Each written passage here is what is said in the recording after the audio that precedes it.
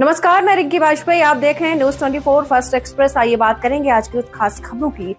जब हम अपनी बच्ची को स्वावलंबी बनाने के लिए या शिक्षा देने के लिए अपने घर से बाहर निकालते हैं, घर से बाहर निकलते ही एक कदम आगे बढ़ते ही हमें पता भी नहीं होता किस आदमी की नजर हमारी बच्ची की तरफ किस निगाह से देख रही है।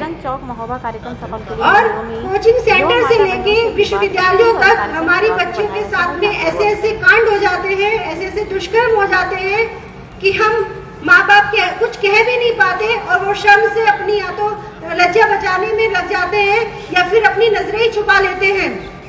तो ऐसा इतना बड़ा हिंदू राष्ट्र होने के बावजूद ऐसा समाज में ऐसा क्या हो रहा है कि हम अपनी बच्चियों को भी सुरक्षित नहीं कर पा रहे हैं। ये बहुत ही ज्यादा सोचने वाली बात है।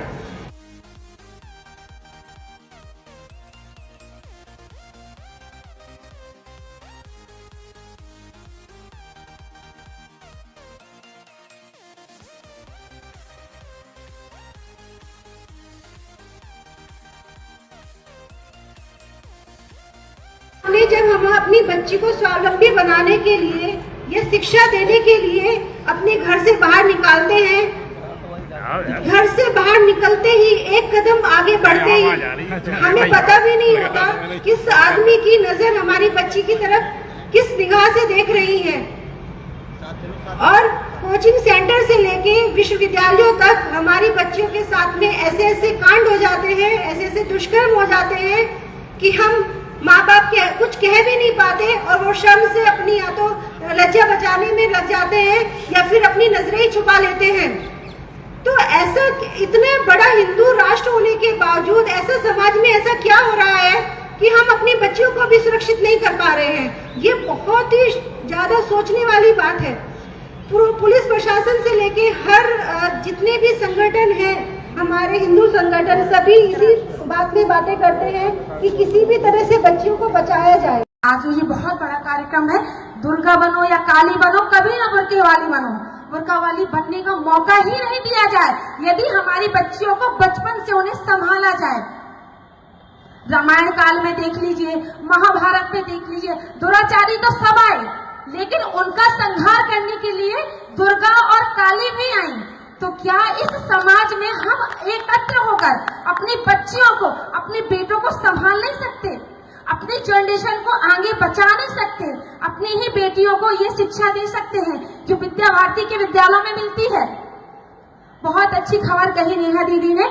जब किसी बच्ची के साथ गलत निगाह से देखा जाता है तो वहाँ कोई ना कोई वहाँ उपस्थित जरूर होता है। वो इस खबर को देख लेता है कि ये बच्ची के संग गलत करने वाला होता है।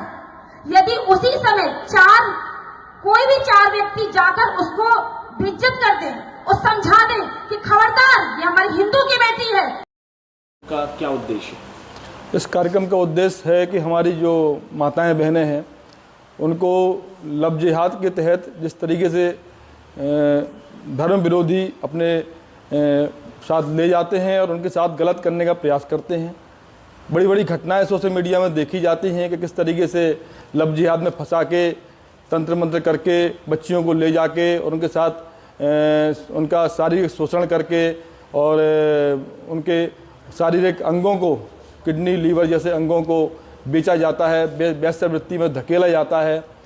ऐसे चीज़ों से माताएं बहनों को बचाने के लिए महुआ में लव जिहाद के विरुद्ध एक महापंचायत का आयोजन 17 अप्रैल दिन शुक्रवार समय 3 बजे टूरिस्ट बंगला महुआ में आयोजित किया जा रहा है, जिसको सफल करने के लिए हिंदू बेटी बचाओ संघर्ष समिति के सभी सदस्यों ने मातृ शक्तियों की जो टोलियां हैं उन सबसे संपर्क किया। मंदिरों में जो भजन कीर्तन मातृ शक्तियाँ शाम के टाइम करती हैं वहाँ पर जाके हम लोगों ने संपर्क किया, सभी को आमंत्रित किया, सभी से निवेदन किया कि आपके इस कार्यक्रम में जरूर सम्मिलित होना है।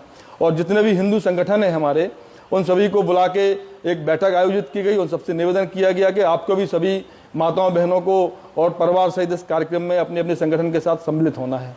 किसी भी तरीके से इस कार्यक्रम का हमारा उद्देश्य है कि हमें माताओं बहनों को जन जागरण करना है, उनको बताना है कि वास्तव में हमारे देश में क्या चल रहा है, कैसा षड्यंत्र चल रहा है, कैसे आप बचें इस षड्यंत्र से।